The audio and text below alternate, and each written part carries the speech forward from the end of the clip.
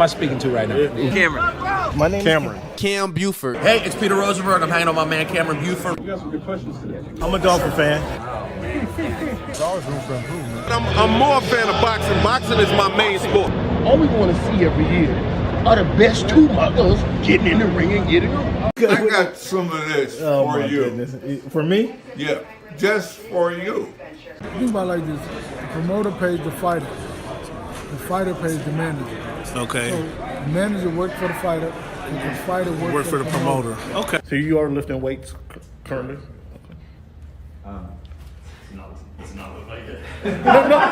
When he said it's easier to score in the NBA versus Europe, did you agree with them? To me, it's easy to score all over the world. Can I finish right now? Do you want me to speak or do you want to conduct the interview and answer for me? Which one? What do you think about these type of Aaron, like I was saying before. Aaron, what has the game of baseball taught you? One of the biggest things is being humble. Can you give a message to the kids to kind of persevere through the false teachings they may be giving? Patience. Okay. Patience. As the show Voice of the Fans Oh my goodness! continues to I'm in evolve, tears. Come on, you were adding some spice to it. it is strictly banter back and forth between myself and Cameron Buford. I enjoy all of it. The real ones know what's going on, right? Never mind. Go watch the tape. Go watch the tape, and then you tell me if it was all about just a system. You look like a buffoon. Go do your research. Go do your study. I'm not caught up to you guys yet. I do I'm real surprised at that, Cam. Hey, come here. It's okay. It's okay. It's okay. Oh, this guy. That's what's good in sports, man. It's the big Snoop Dogg, man. That's what's good in sport. Thank you for making our voice your choice. If you haven't told your girlfriend about the show, tell her about the show. If you haven't told your boyfriend about the show, tell him about the show. If you haven't told your cousin, your uncle, your grandfather about the show, let everybody know about the Voice of the Fans podcast. Hey, man, thanks for making our voice your choice. You know how we do.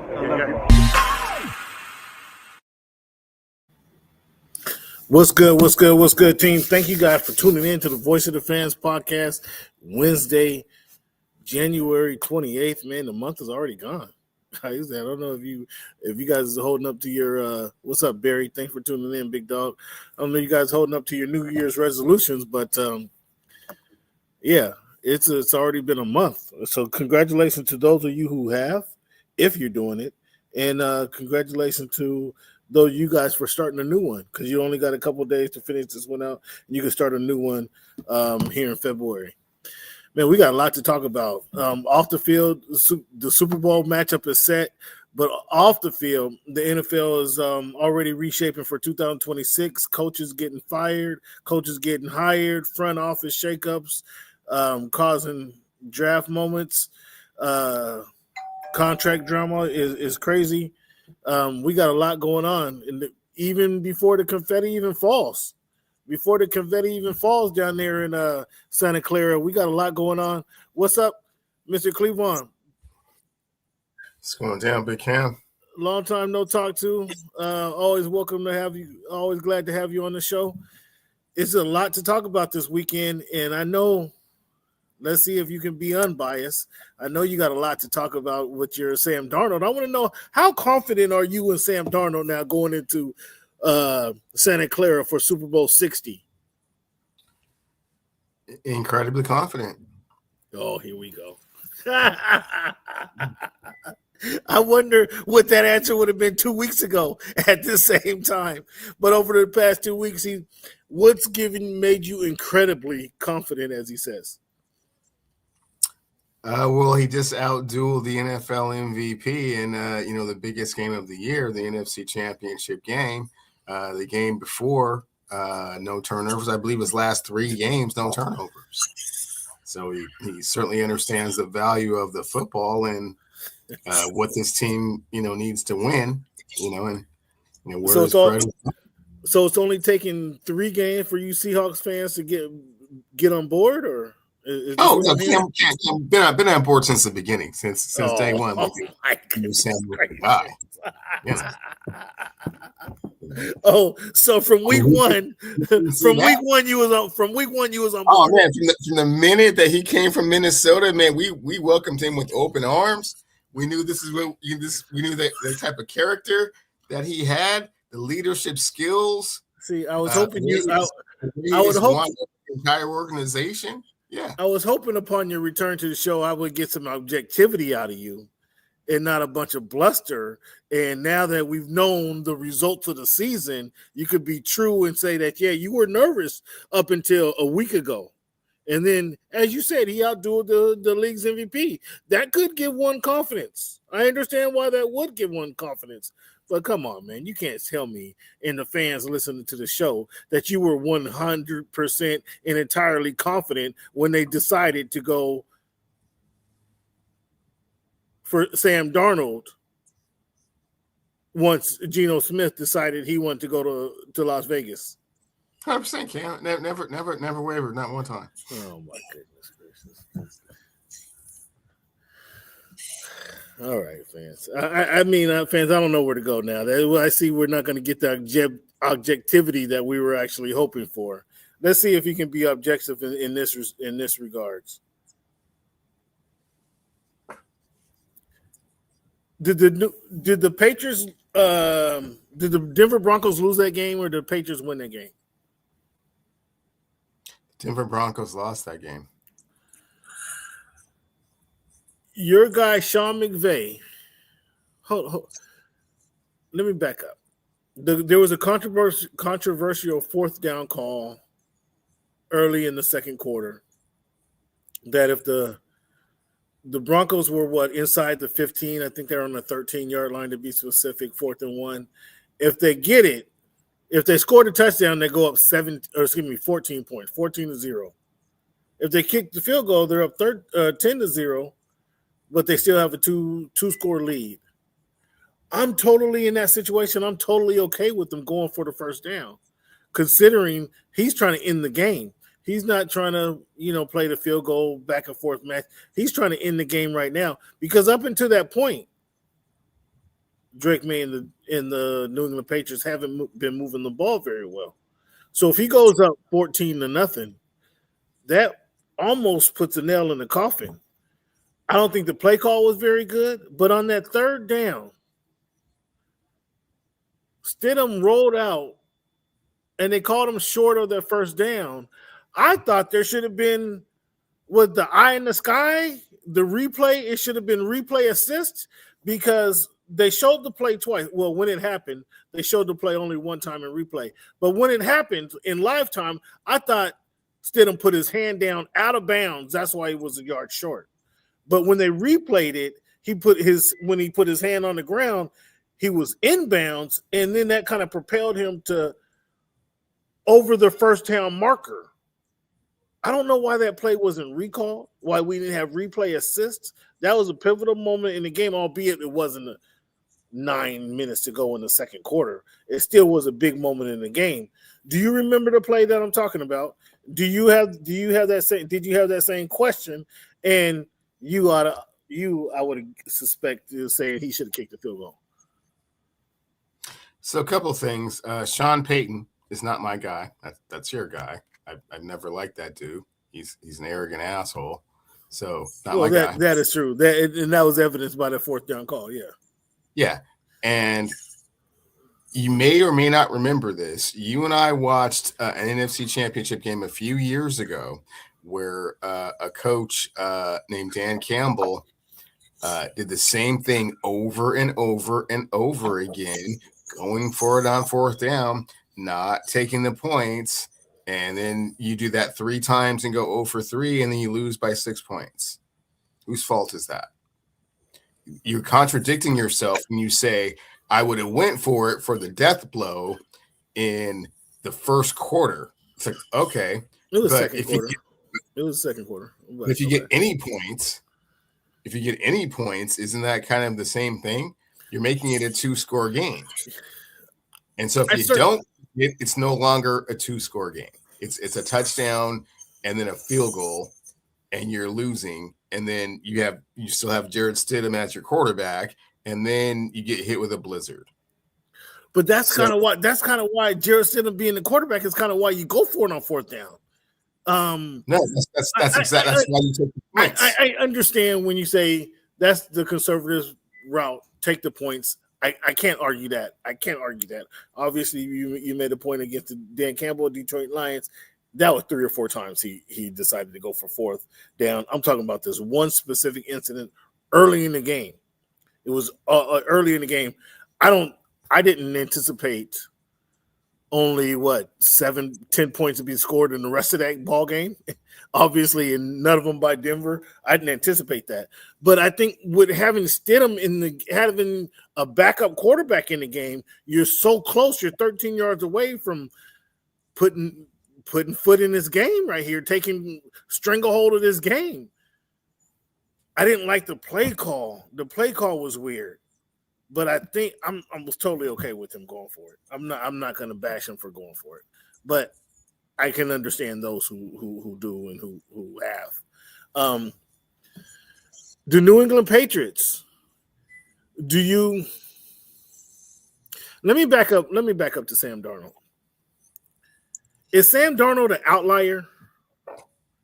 Is this what the Seahawks done? Is this replicatable? Is this replicable?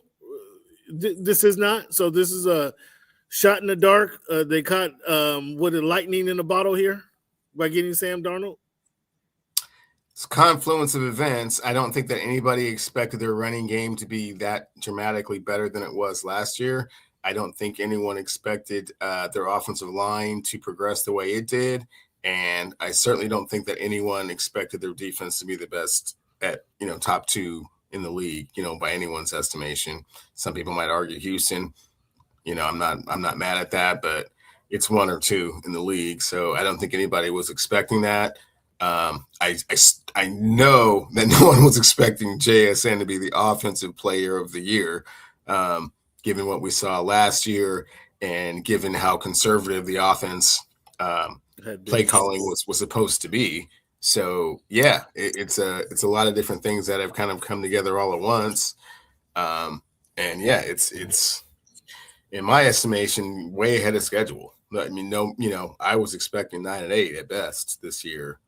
I would have considered that a success. So, Super Bowl is far beyond my, look at this. He finally, it took him a few minutes. It took him 10 minutes to show some objectivity. I appreciate that, Cleveland. Let me give you a round of applause. It took him 10 minutes to come in here and show some actual objectivity.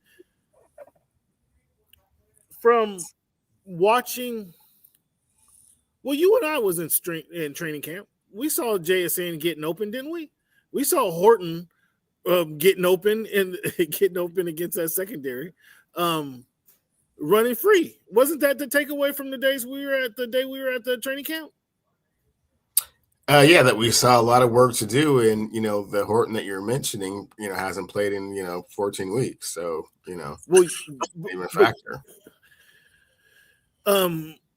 Yes,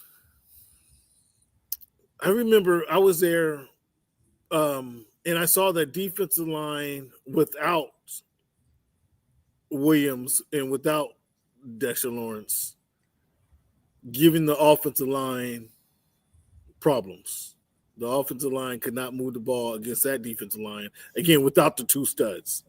So that told me immediately they were going to be, add those 2 Pro Bowl caliber players, that they were going to be ferocious. And that iron sharpens iron, right? So that struggle against the defensive line made the offensive line better.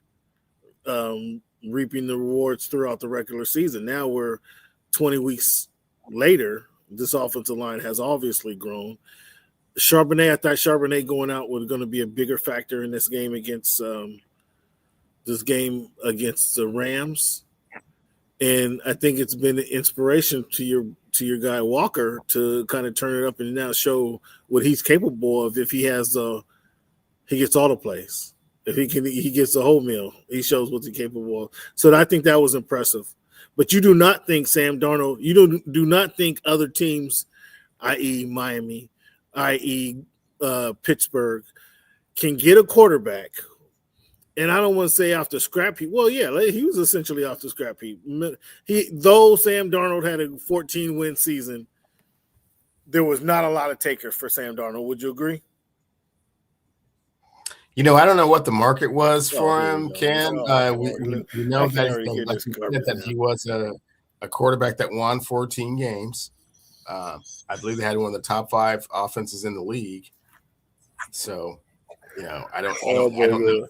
I try to frame it in a sense. I try to frame it in a sense to force them to be objective. The aforementioned teams that you're referring to are thinking the same thing to themselves. Like, man, we could have had Sam Darnold, but instead we have so-and-so. Instead we have Justin Fields.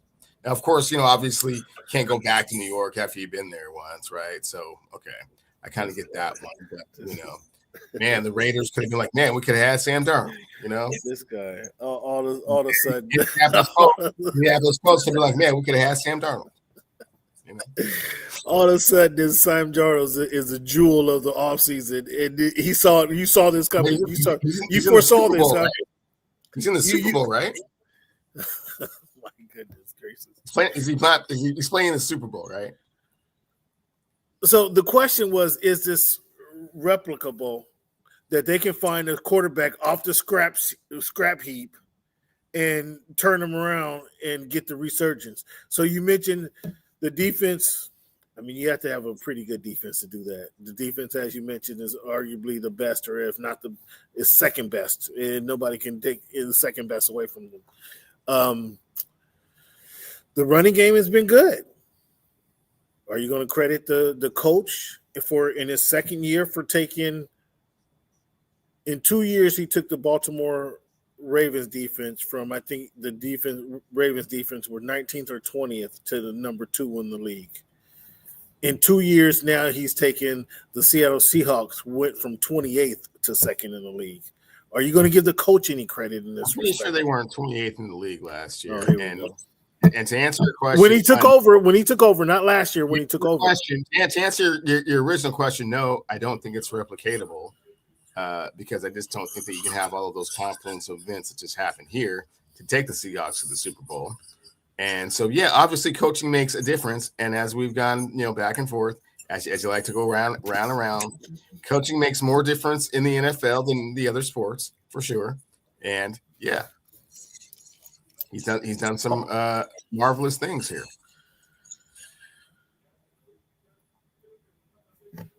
Where did this team rank? Fair question, straight up question. Where did this team rank? The defense rank? Is this defense as good as or better than the Legion of Boom? Just a hair below.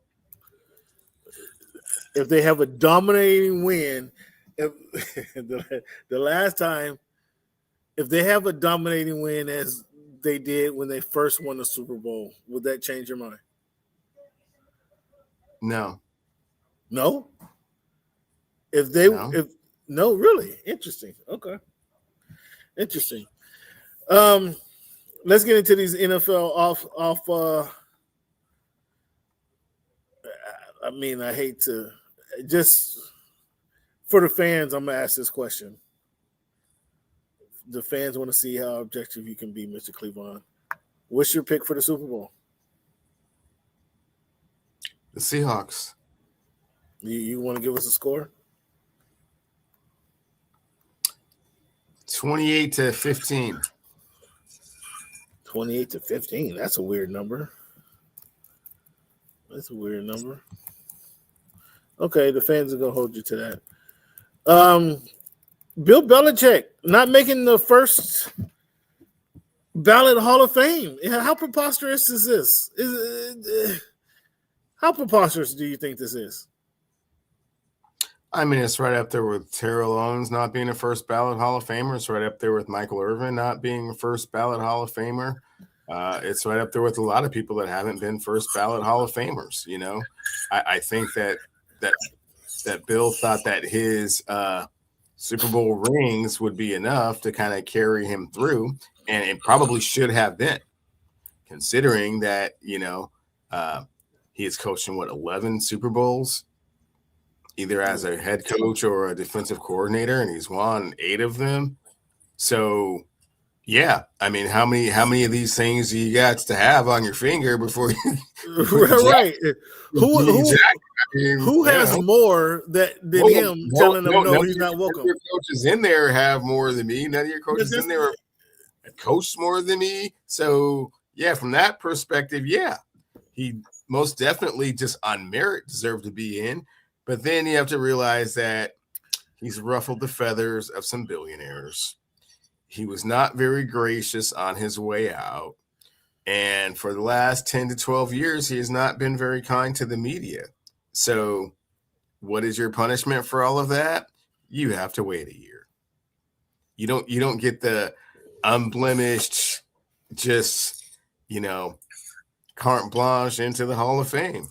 You have to sit back and think about kind of, Oh, you got to think about it. Who was telling him? Who was telling Bill Belichick that he needs to think about how he treated the NFL world, and he needs to wait a year because he's not. He's the greatest coach in NFL football is not deserving of the Hall of Fame just yet. Who is making this call? And they should be fired. They should be fired. From what I hear, the ringleaders were Robert Kraft and Bill Polian. Robert Kraft being who would Kraft be? Who would Kraft be without Belichick? Who would Kraft be without Bill Belichick? Okay, well, obviously Robert Kraft thinks that he deserves a little bit more credit for what's going on. You've heard this story before, right? Well, I'm just saying. An owner thinking they deserve a little bit more credit for the results on the field, right? You've heard this story before, right? Well, okay. We have, yes, and I'm saying, who's Robert Kraft? So it's not uncommon. So Robert Kraft being a billionaire and having a lot of influence in that room, and Bill Polian being the general manager of the team that was kind of on the receiving end of a lot of those losses due to smackdowns. Due to the cheating allegations, they got together and they said, yeah, not the first time. He doesn't just get to skate in squeaky clean. He's gonna have to sit at least one round. So Robert Kraft is gonna have to suffer the same penalties, wouldn't you think? We'll being the owner of the team. Don't know. Tom Brady would have to suffer some of the same penalties, wouldn't you think? Are you pinning this all on Bill? What do you mean? No. How are you pinning this all on Bill? Because he doesn't have the same. He doesn't have the same forces against him. What? Oh, Him and Robert Kraft have a great relationship. Him and Bill Polian have a great relationship. Tom Brady's always had a great relationship with the media.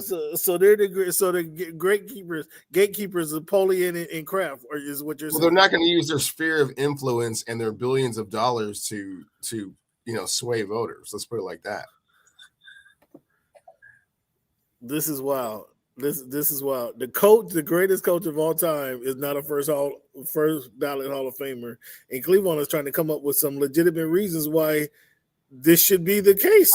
I didn't say they were legitimate. I said on merit he deserves to be in on the first ballot, but there are other factors and forces that are going on that are out of his control, and now he sees the ramifications of how he's been over his tenure as a coach. I got your back, Bill. I got your back 100%. Fight for Bill. Free Bill. Hey, you're one of the few people that can get Bill to smile and actually say something besides 2-word answer. So you and Bill have always had a great relationship. Yeah, nobody called me for my reference, so I got your back, Bill. Maybe I'm gonna have to send a strongly lettered email to the Hall of Fame committee and Bill Polian specifically. This guy, he says, I'm 95% sure I voted for Bill. So that 5% is the reason your vote should be taken away from you. If you can't recall who you voted for, that sounds like it might be a little bit too much for you, Mr. Polian. What do you think about that, Cleveland? Bill Polian's in the Hall of Fame. I believe he's 4-time Executive of the Year. So, yeah. But you already said he got – no, I'm not questioning his accolades. And, really all he did was draft Peyton Manning, who he didn't even have – he fell in his lap. Peyton Manning fell in his lap. We'll put it like that. That earned him Executive of the Year. Nonetheless, if he can't remember who he voted for, shouldn't that be a removal of reasons, grounds to remove him from the Hall of Fame voting? Well, Cam, I think that was just a very clever way of saying none of your business. That's how I took that to mean. Oh, that's how you took it. Okay. Yeah, okay. not that he didn't really actually remember whether he checked, box A or B. I think he remembers that. He just, it's none of your business. Well, what you tried to tell me was none of my business for years was Mike Tomlin in his mediocre way that he ended his career with the Pittsburgh Steelers. Now, the Pittsburgh Steelers have replaced Mike Tomlin with Mike McCarthy. Does Mike McCarthy win a Super Bowl in his 5 years under a 5-year deal with the Steelers? I think that would depend on who the quarterback is, Cam. I don't really see McCarthy being kind of like a Steeler way kind of guy. I think it was just kind of like the best available candidate that they could find. Obviously they like their coaches to be there for 20 plus years. He's obviously not going to have that type of tenure. So I think it was just a matter of, we've looked around, we've talked to some people, we talked to the young bucks who weren't overly impressed. We kind of need to do something for our fans right now. As kind of a stopgap between a coach that has never had a losing season and even, in his darkest hour, still managed to get out 10 wins and win the division. So, that's going to be a hard shoes to follow. So, but that same coach, they're left without a quarterback, and for whatever reason, could not. Aaron Rodgers is still there, as I recall. I believe Aaron Rodgers still has not decided whether he's going to play next year or not. Well, yeah, Mike McCarthy has coached, Aaron Rodgers in the past, some of his best seasons actually. But you didn't let me finish. That same quarterback who was there, Tomlin, didn't draft, develop, or acquire a quarterback until Tomlin doesn't do the drafting. The general manager does the drafting. Tomlin just coaches the players that the general manager gives him. Okay, and he's supposed to develop the players, correct? He's supposed to develop. To the best of his ability. I think he got the most out of what he had. But then again, I'm a Tomlin guy. You're not really. So, you probably have more of a, he should have turned, Mason Rudolph into a Drake May type thing. Well, no, he had. Who was his other quarterback that he had from Pittsburgh? From Penn? From Penn, who was the other guy? Mason Rudolph. There was another guy that they drafted right around. Kenny Pickett from Pittsburgh. Kenny Pickett. Okay, do what you can, but neither one of those guys lasted a season. I'm sure he had some say in who they should draft. Not that the draft was on him. I'm sure he had some say. He's not the one to blame for drafting those two quarterbacks. No. But can I blame him for not developing those two quarterbacks? Well, of course you can, Cam. You can blame the coach for whatever reason. Whether they win or lose, it's always the coach, right? Okay. Does he coach? Does Tomlin coach this season, or he's out? I've been texting him back and forth a little bit. He says he's definitely out this year. His future plans, he's not really sure right now. Oh, okay. Nice to know that you've been in communication with him. That's good to know. As you mentioned, I agree with you. I don't see McCarthy being there. What was Tomlin there? 17 years, 18 years? He's not going to be there that long. I think this is they're bringing him in, and the odd thing about it is, has McCarthy drafted a quarterback? Has he groomed a quarterback? Has he developed a quarterback, or did he just get the prime Aaron Rodgers in the prime of his career? He got a little bit of Favre and a lot of Aaron Rodgers, and then Dak had a pretty good spot in his career as well. So yeah, no, that's my point. Did he draft Aaron Rodgers, or was he there? Coaches don't draft people. They coach the players that are there. And so, yes, Brett Favre I think they're drafting. There, I think they're drafting Mike McCarthy. Or they're hiring Mike McCarthy to draft a quarterback, identify a quarterback, whether he drafts him or not, and develop this guy. I think that's why they're hiring him. For that respect, I can understand why they're hiring him. But it goes against what the Pittsburgh Steelers have been known for is their defense. It goes against with the Pittsburgh Steelers, although McCarthy is from Pittsburgh. I don't see him as a Pittsburgh dude, me personally. So I think it goes against him. And I just wonder for that. I don't think he's there for the long term anyhow. And I just wonder how short term that this is going to be. That's my question by them hiring him. I don't think it's a good fit for the Steelers. Do you?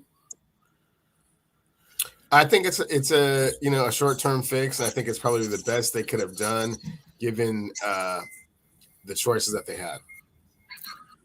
Todd Monken signs with the Browns to be the Browns head coach. Should we expect anything from Cleveland? I don't think so.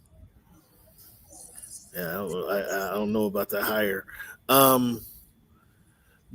As we spoke about, you were there last week when I made the bet with Chris.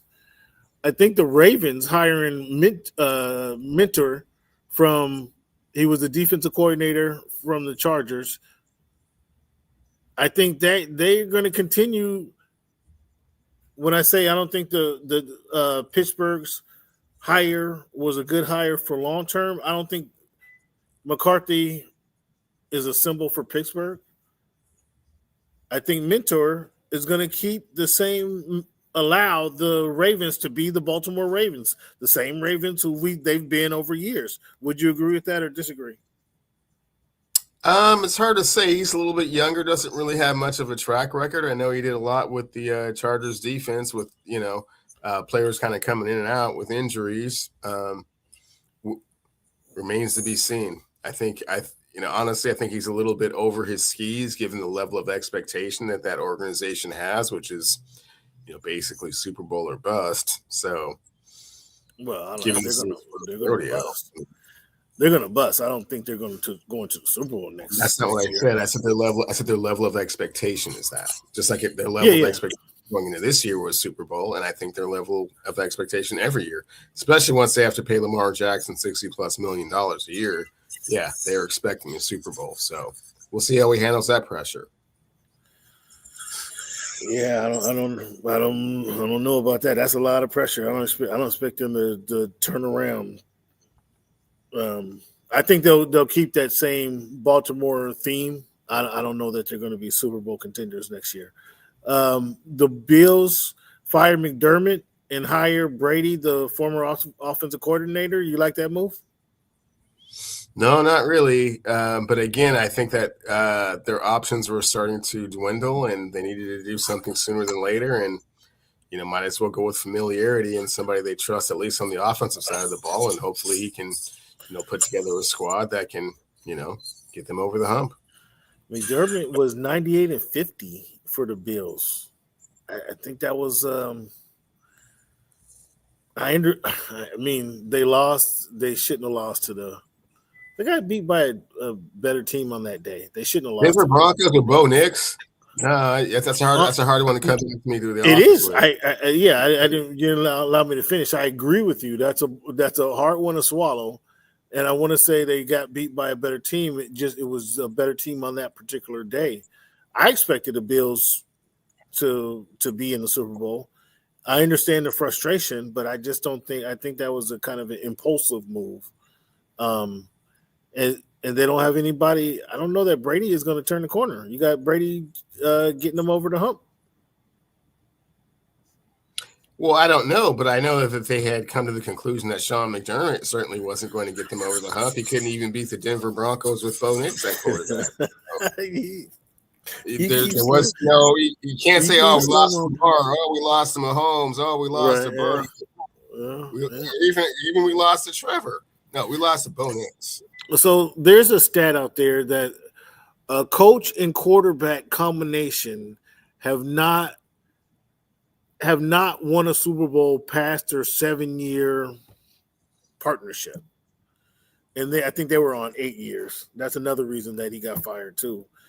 Do you think you cannot win a Super Bowl with Josh Allen? Is Josh Allen? Allen? Of course, he won a Super Bowl with Josh Allen. He's a Super Bowl caliber quarterback. Oh, you agree? Okay? You think so? The problem. Okay. You think so? So you putting it on the coach? Okay. Arizona Cardinals, they reset again. They fired Jonathan Gannon. I mean, is that an interesting job? Do you think the Arizona Cardinals? I think the Arizona Cardinals and the Raiders are the ones without a coach right now. I mean, I think interesting is a way to put it. I mean, obviously, there's a reason that no one has run and jumped at that job. They have no idea who their quarterback is going to be, and the organization is poorly run. So, I don't know. I mean, obviously, being a head coach is a lot more money. It's a lot more responsibility. It's great experience. It's good to put on your resume. It's certainly, if you want to be in this game for a long time. But, wow, I mean, it's a lot of uncertainty over there from what I can see.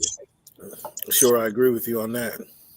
Can John Harbaugh win a Super Bowl in his 5 years that he signed with the Giants? No. No, right. Not as their roster is currently constructed. I mean, well, again, he has 5 years. I mean, whether it takes 5 years to rebuild or however long, you don't see them turning that franchise around, Harbaugh.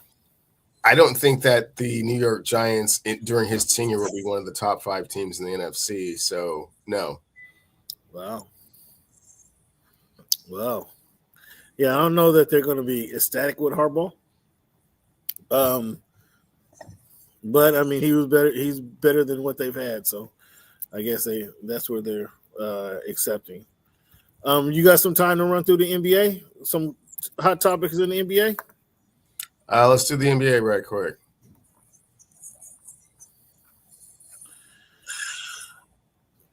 The topic on the news is this week is Giannis made it official.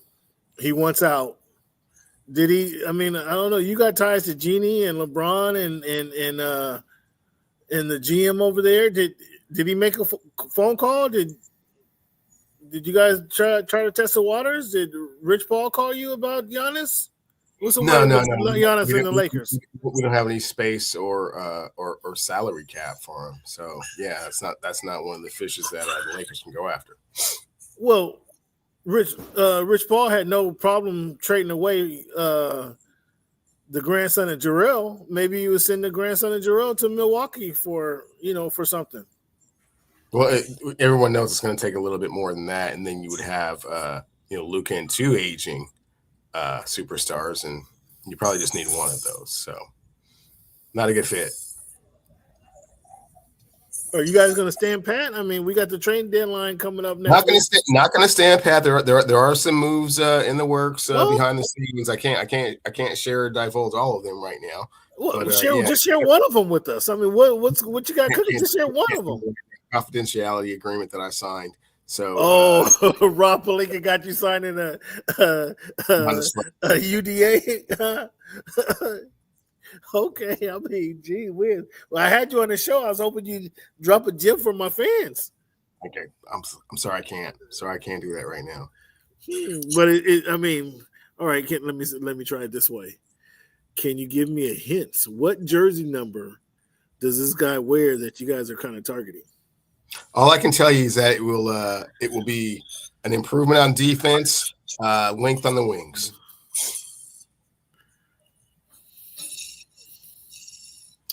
I mean, any shoot? Does this guy have a jumper that you guys are targeting? Sometimes, not necessarily a Klay Thompson type jumper, but okay. It's serviceable. Mm-hmm. Okay, just interested. Are you guys in the market for a point guard? There's a point guard in Memphis who's looking for a home. Are you in the market for a ball handler? I know you got Luka. Sometimes Luka needs a break. You need to take the ball out of Luka's hand. We know that other old guy can't handle the ball much. Yeah, no, thank you. No, thank you. If you're referring to that guy in Memphis with the mental health issues and wants to bring guns around and whatnot.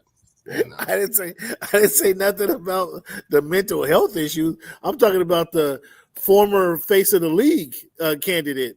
That's never been the face of the league. Has not really even been a candidate. Had some really flashy slam dunks for his size over the years, which is great. But never, in any shape, form, or fashion capable of carrying that type of mantra. So, considering the previous issues that you referenced, what would be a good, as it looks like it's going to be a change of scenery for my man, would the Timberwolves, the Heat, or the Rockets be the best fit for this guy?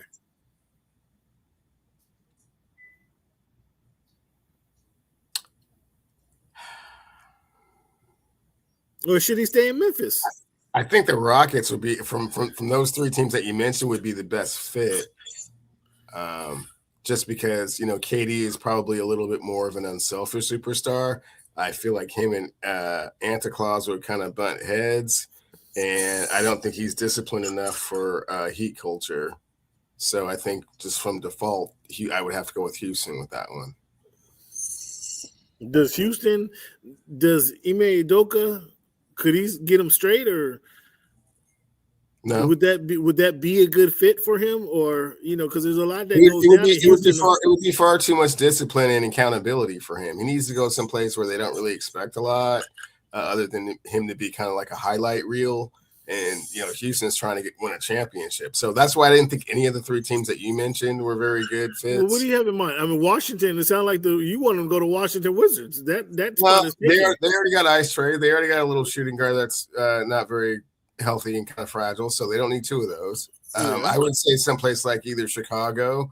I was just thinking that a little bit earlier. No.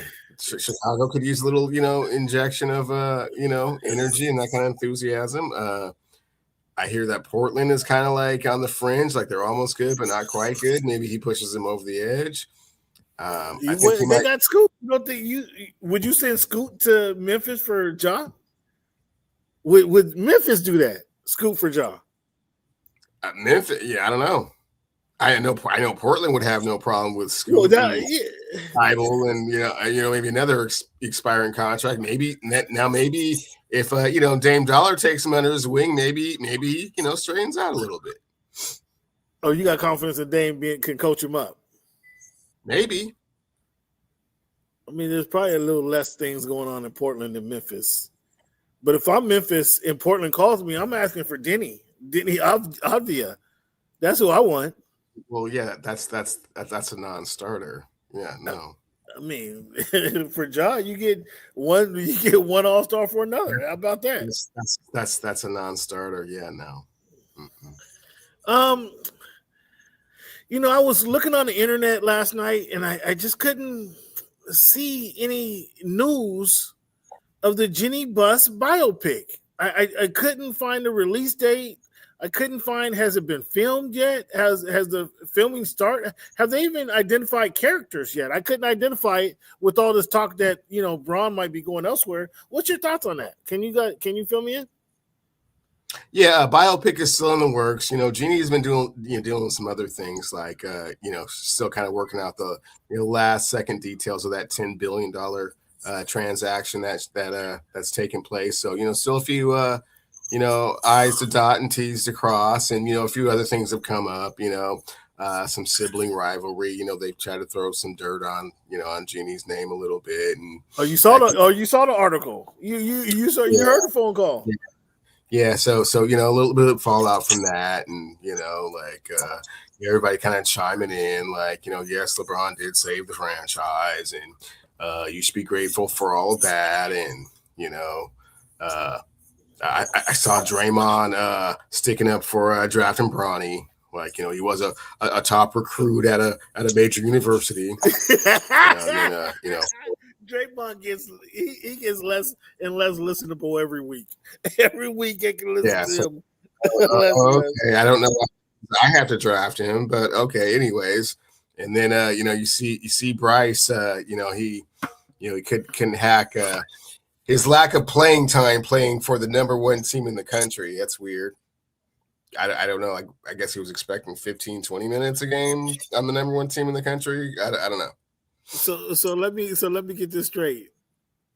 I asked you about Jeannie Buss in the biopic, and you go all the way down to how the Lakers are treating Bronny and Bryce in Arizona. Follow the tangent. I mean, I was trying to. You lost me. You shook me. Okay. Well, I will go back over it. I said Jeannie is dealing with some other things. I said you might have forgotten she's still kind of dotting the I's and crossing the T's on a $10 billion transaction. We all know about that. She's been boasting about that for the last 6 weeks now. And then she's dealing with some sibling rivalry. Oh, I know all about that, bro. That hurts. That has brought up some things and kind of mischaracterized how the relationship has been. Oh, I mean, bro, I know all about that, and I don't have $10 million involved. Yeah, and I know I can tell you about that. That she thought that she should have been more, or LeBron should have been more grateful about them drafting Bronny, and that he got too much credit for resurrecting the franchise. Then I said, guys like, so follow me. So then I said, guys like Draymond Green even chimed in and said, well, why wouldn't you draft Bronny? He was a top recruit at a major university. To which I said, yeah, that doesn't mean I have to draft your son. So that doesn't make any sense. And then I said, lastly, my last point was, and then you can see that doesn't mean anything because his other son was a top recruit, but he's already ready to leave because he plays for the number one team in the country and isn't getting any playing time. So that's where the tangent went. Yeah, I mean, that's an NIL conversation. I mean, we could talk about that too. I don't like the. It's not an NIL conversation. That's a transfer. No, the transfer portal, NIL. I think it's kind of all wrapped up in one. We're talking about LeBron James' son. NIL is not. Money's not an issue. Well, fair point. That's fair point. That's fair point. So he's looking for playing time. So he wants to enter the portal to go to Utah State and think he can get more playing time over there, or I don't know where he thinks he's going to go. I mean, do you want to win, or do you just want to get 15 a night? I mean, somebody tries to get 27 a night, but they don't win. He goes home happy. Well, I mean, that's the request for leaving the number one team in the country. That's the question that brings up, right? Yeah, that's interesting. But you said a few different things there. Do you think, as a Laker fan, as a longtime Laker fan, before Bronny, do you think the Lakers organization should pay some homage to LeBron James for winning in that championship, that Mickey Mouse ring in 2020? For sure. It's not Mickey Mouse. The diamonds are not zirconia. They're real, just like all the rest of the diamonds. Yeah. Okay. But you think he should get more reference and respect from Jeannie for that? Well, I think he also needs to kind of understand where he's at. He's not the first person to come here and do great things. It is the Los Angeles Lakers. I mean, granted, they were kind of on a little bit of a downturn, but they did manage to win 6 championships without him. So they hadn't won in 6 years. They hadn't won in 6 years though. So I don't know. I don't know. Okay, right. Okay, thank you for bringing that up, Cam. They hadn't won a championship in 6 years. How long has it been for the LA Clippers to win a championship? When was their last championship? We're talking about those guys who play at. I can imagine fans. They won a championship every 6 years. They'd be euphoric. I don't know how we got here, but okay. Do you want to talk about the Clippers? The hottest team in the NBA right now? Do you want to talk about those guys? Not really. Do you want to talk about Kawhi Leonard, who's blazing up who's going to be in the NBA All-Star game this weekend or next weekend? Do you want to talk about them guys? Do you want to talk about Ty Lue, who has these guys on a 15-3 pace right now? Do you want to talk about those guys? Not really. Oh, okay. Since if you just want to throw shots at somebody, you want to throw shots at a winning team. Okay, a team that got things on the upward trajectory. Not a winning team. You don't have a winning record. That is the epitome of a Clipper fan. Trying to throw shots at me And they don't even have a winning record. They're 2 games away from 500. Okay, two games, and I think the Lakers are 2 games above 500. Okay, so that mark isn't that far apart as much as you want to make it. That is such a Clifford thing to say. We're 2 games away from being average. Fans, I don't know. I didn't bring him on for this. For sure. And this is what. When your record is what it is, again, 22 and 24. What are your Lakers? What's your Lakers record? It's 28 and 17. 18 because they got an L slapped on them tonight. Is this Bron's last season in all seriousness, or do you think he plays next year? He plays next year. Will he announce it at the beginning of the season that this is his final year? Huh? He won't announce it at the beginning. You don't think he does? I don't think at the beginning. I think it will be more like he'll see how his body feels, and if it's not feeling great, December he'll let you know. So he can get that last round of visits from every arena and get gifts. And you think he wants all that? For sure. Since we haven't talked much of this season, what team has impressed you most this season, this NBA season? Would have to say the Phoenix Suns are at the top of the list. They're doing a lot with not very much. Has Gerald Green even played this season yet? I mean, they're far exceeding expectations. So I would have to put them at the top of the list. Phoenix Suns, I think I projected Houston to win the division, the Western Conference this year. And San Antonio, I expected San Antonio to be much better. I didn't expect them to be 31-15 better. So Phoenix is sitting at 6th seed. I get you there. Expected a little bit more from Houston. And San Antonio, I just didn't expect these young guys with Wemby. I didn't expect 31-15 out of them in the first half of the season.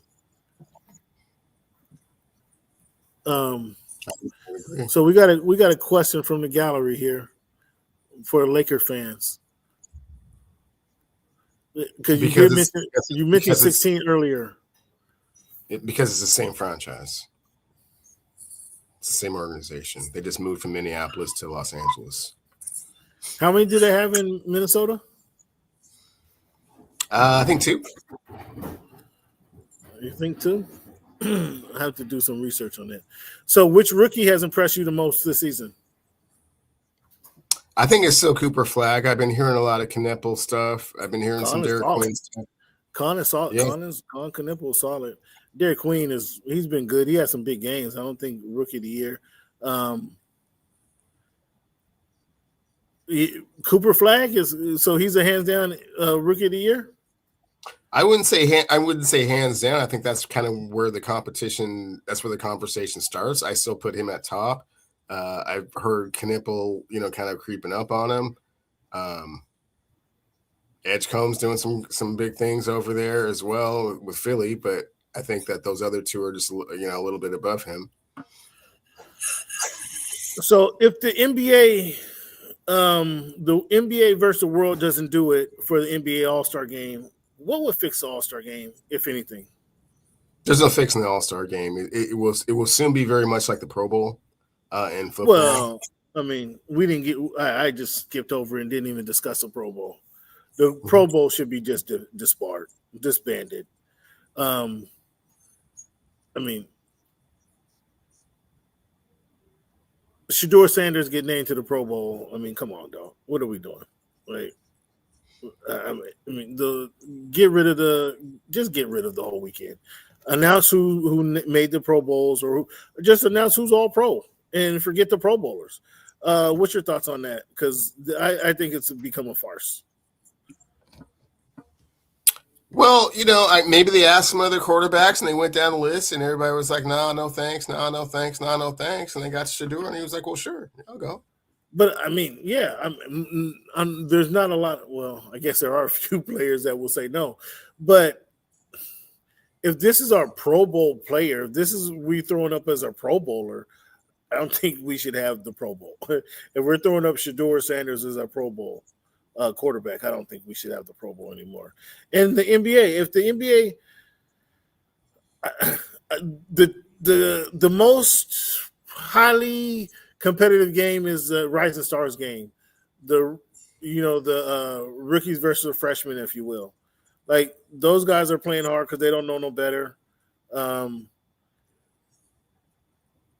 If it means just playing the young guys in the All-Star game, play the young guys. Because they're not All-Stars. That's why they have their own separate game. Well, yeah, they're not All-Stars, and they want to get the young guys some pub. So, I mean, I'm saying play the young guys, the young All-Stars, the young guys who have been named All-Stars. The Tyrese Maxey. Go ahead and let Tyrese Maxey. He's not going to give you a half-ass game. Go ahead and play Tyrese Maxey. And those other All-Stars who've been named to the All-Star, Scotty Barnes, Brandon Ingram, Jalen Johnson, play those guys. If Donovan Mitchell is not going to play, if Karl Anthony Towns is not going to give you 100%, if Pascal Siakam is not going to give you 100%, play the other guys. I mean, that has to do with the coaching of the All-Star game, but to play those guys, that's what I'm saying. Would you agree or disagree with that? No, I disagree. It's an exhibition. It has turned into that since Vegas, and you're never going to get this super competitive game that you're looking for. That's the thing of the past. So when you saw Kendrick Perkins take shots at LeBron for not playing again. I think KG actually just did it. Excuse me, not Kendrick Perkins. KG just actually said LeBron ruined the game when he did not go one-on-one against Kobe Bryant. I know you remember the moment. And he decided to pass the ball. Do you agree or disagree with that situation?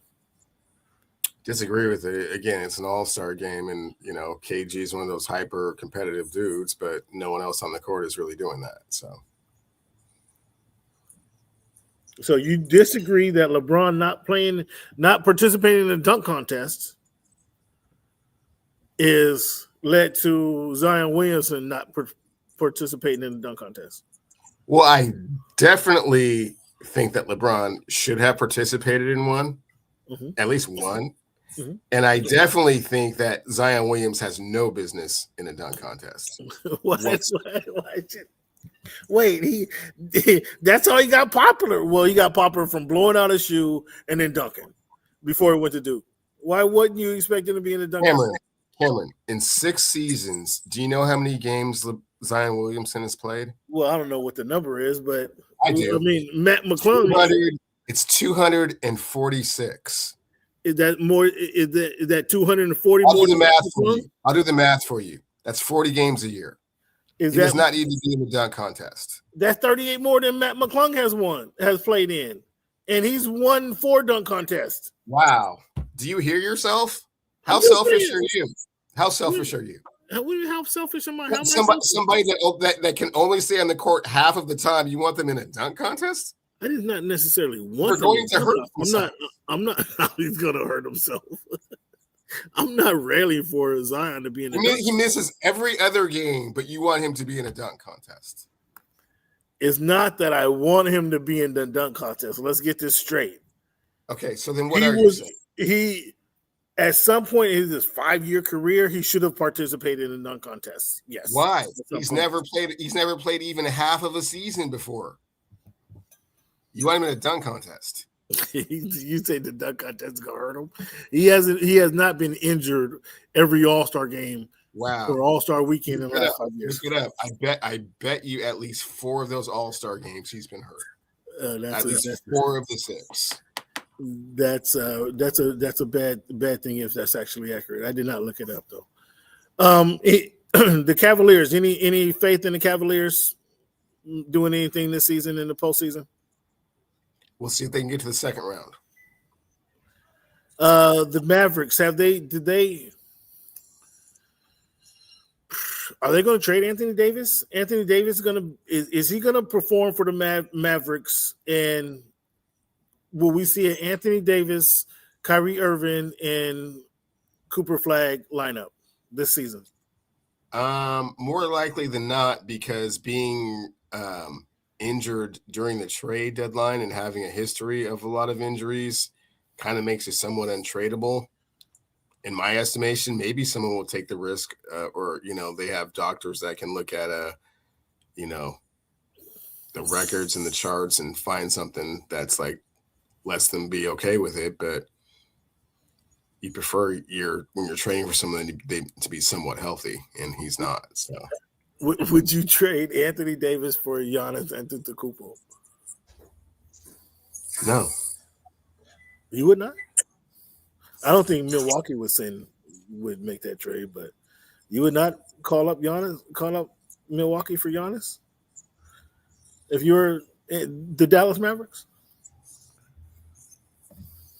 Well, sure. If you're the Dallas Mavericks, you would call them and ask for that. But if you're the Milwaukee Bucks, you would be like, how did you get my number? Why are you calling me? Yeah, that's a good one. I agree with you there. I certainly agree with you there. The Rockets sideline, Jalen Green. Do you have any belief in the Rockets? As I mentioned, I had the Rockets winning the Western Conference this season. Who do you have winning the Western Conference? So Jalen Green plays for Phoenix now. He doesn't play for the Rockets, but they did recently just lose Steven Adams, which I thought was kind of a big loss. So now they don't have Steven, for the season. So now they don't have Steven Adams or Fred VanVleet, so it makes them a little bit light. Well, they need a point guard. That's why I suggested they consider Ja, but okay.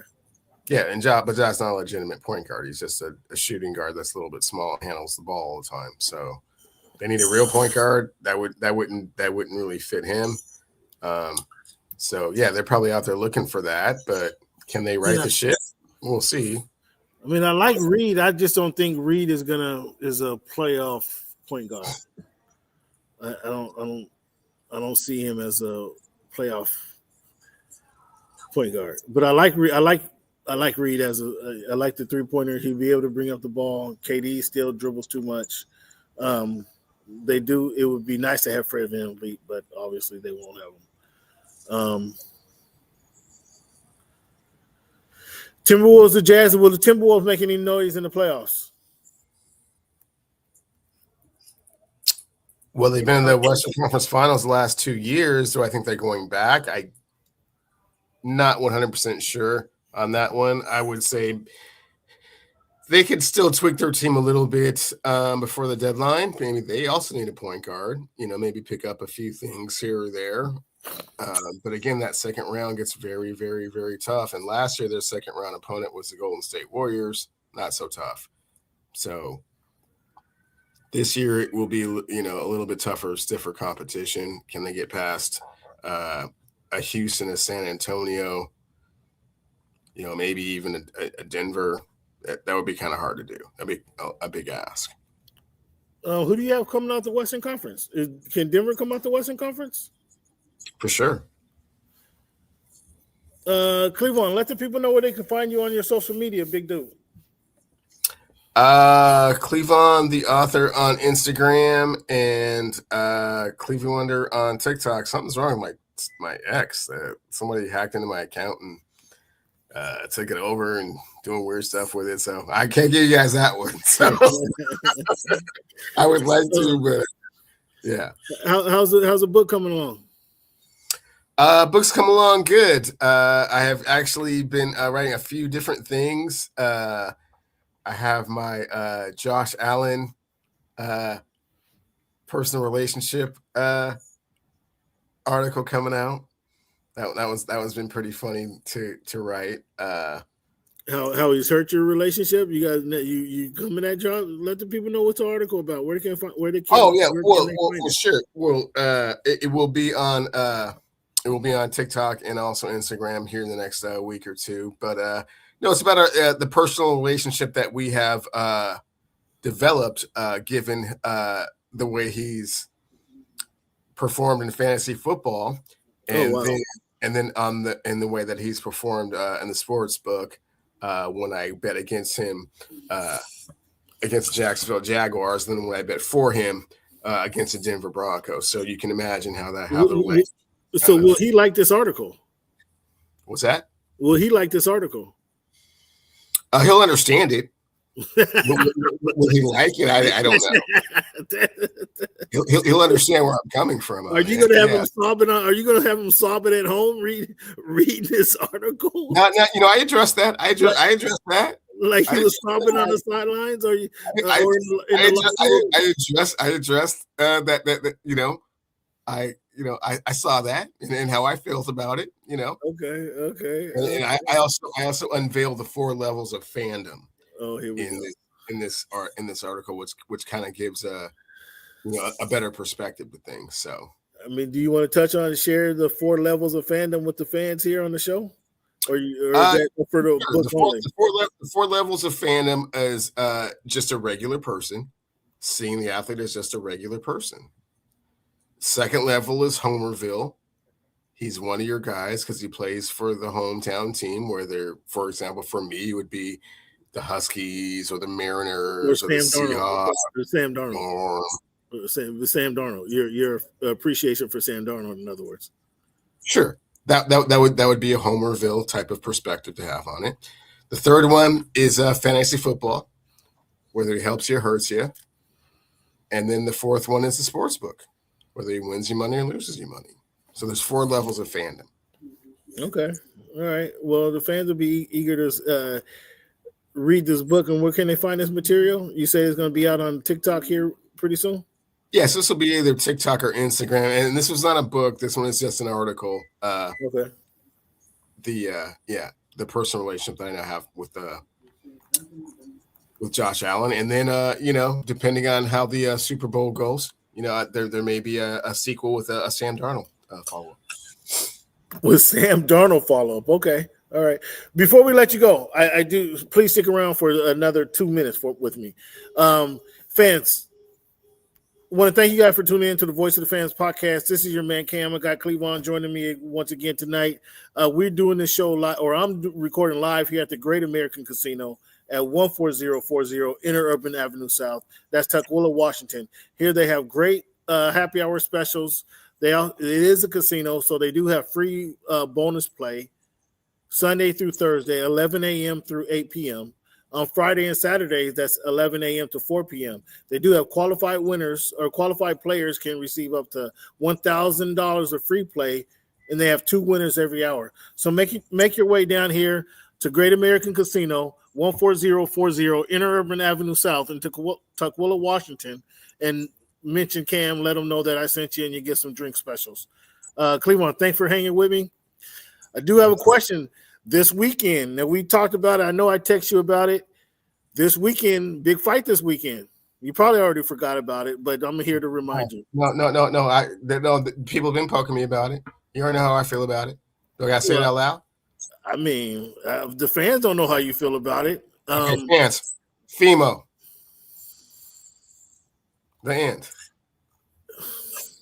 Yeah, this is going to be FEMO's end. Is what it's going to be. I ain't got to say no more. Teofimo Lopez. Yeah. Cleveland, he fighting Shakur Stevenson. I don't care. A kid that knows how to hit and doesn't get hit. Okay, well, he's not afraid of the pressure. I don't think Fimo was afraid of the pressure either. Was he afraid when he took out Lomachenko? Lomachenko was 5'1", sir. Was he afraid? But was he afraid when he took him out? Lomachenko was not a match for him. He was afraid when he took on a bully. At any rate, fans, Fimo ain't gonna be afraid of Tupac. Okay, and it ain't gonna matter. You're gonna knock it. I'm not gonna predict a knockout, but he is gonna win the fight. I thought I was gonna hold you to the knockout. He is gonna win the fight. He'll win the fight. Does it go to distance or is it decision? I'm not prognosticating that, but he is gonna win the fight.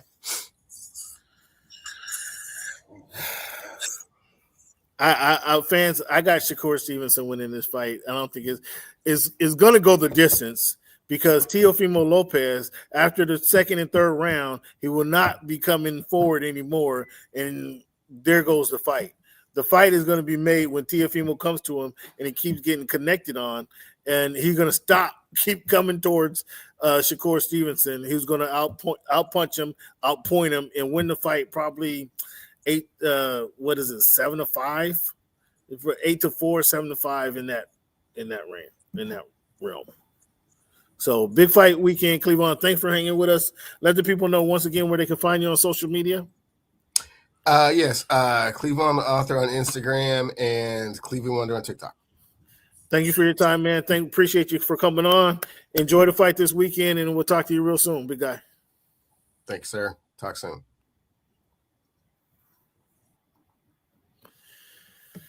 All right, fans, let's go back to This Week in History. This Week in History segment we have every week. January 23, 1863, early enforcement of the Emancipation Proclamation. Federal actions began shaping the first wave of the emancipation policy across the South. January 24th, 1971, Congressional Black Congress is formed, a historic milestone strengthening Black political representation and legislative power. January 26th, 1831, World Anti-Slavery Convention opens. Global abolishment efforts gain momentum through international collaboration. And January 27th, 1890, William B. Purvis patents the fountain pen, a major contributor to modern writing tools by a prolific Black inventor. Fans, we touched on a little bit about the portal and the NIL. What do you guys think about the Canes' new quarterback, Darian Mensah, who was signed with Duke and decides a couple of days after his signing that, there's an opening in Miami. I'll go to Miami. What do you guys think about this? Should there be any regulations with this NIL and the transfer portal? Should players be allowed to leave one university a couple of days after signing for another university? This one particular Duke actually was suing the quarterback. It was like, nah, dude, you sign here. How you going? You can't just sign and quit. Although it would have been hard if they won, and now they have this quarterback that they sued to stay as a quarterback, that would have been kind of controversial. However, he won. Kudos to Duke for suing, but he did win, and he should be allowed to go elsewhere.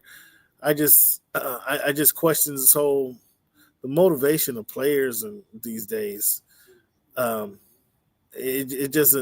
portal says if you're not getting the playing time and the coach ain't treating you right, that you jump in the portal and leave. That's not how real life works, folks. If you don't get along with your boss, you can't just leave and just start job hopping. That looks bad on your resume. It doesn't do you any good. You want to stay somewhere, build up some reputation, build up some kudos, some points at somewhere, and try to get promoted. Job hopping isn't conducive for promotions. Or you get the NIL, you make some money, then you sign this contract. In this case with Duke, say you sign a contract January 13, then you find out, well, Carson Beck is leaving Miami. He's not going to be available to stay again, and that leaves an opening down there. Somebody calls you, are you interested in Miami? Sure, I am. And then you say, I'm going to leave this contract to go for another contract, and they haven't even paid you yet. I mean, come on, man. It's bad business. Life doesn't work like that. And I don't think this situation prepares a kid for life. Just my thoughts. What do you guys think? Let me know. The MLB offseason is there have been some movements. The Mariners, we can say the Mariners trade for Johnny Pereda, the Twins catcher, improving their catching depth as they continue to retool their roster. The Yankees cut ties with in clear space with 26-year-old outfielder, clearing roster space. Angels give Trey Mancini another shot. Giants add more outfield defense when they signed San Francisco Bader. So we got some stuff happening in baseball. Obviously, we got to have pitchers and catchers reporting here in a couple of weeks, and we'll have more information, obviously, as the season comes. The fans, I want to thank you guys for tuning in to the Voice of the Fans podcast. This is your man, Cam, and I appreciate you guys for tuning in each and every week. The quote I want to leave you guys with tonight, another quote from Martin Luther King Jr. Let me get it right. An injustice anywhere is a threat to justice everywhere. Injustice anywhere is a threat to justice everywhere. That's Martin Luther King. So, fans, when you guys see some injustice that's happening, i.e. Minnesota, that threatens our justice that's happening in Florida, Virginia, Delaware, Philadelphia, Washington, Oregon, California. I mean, if it happens there, it can happen here. You guys got to speak up about that, man. You just can't be so accepting and can't think everything's cool just because the TV tells you so. Be able to think for yourself and have a mind for yourself. Everything ain't cool. Everything ain't so hunky-dory. But be able to speak to that for yourself. Fans, again, I want to thank you guys for tuning in to the Voice of the Fans podcast. This is your man, Cam. Appreciate having you. Love having you here. And as always, fan, thank you for making our voice your choice.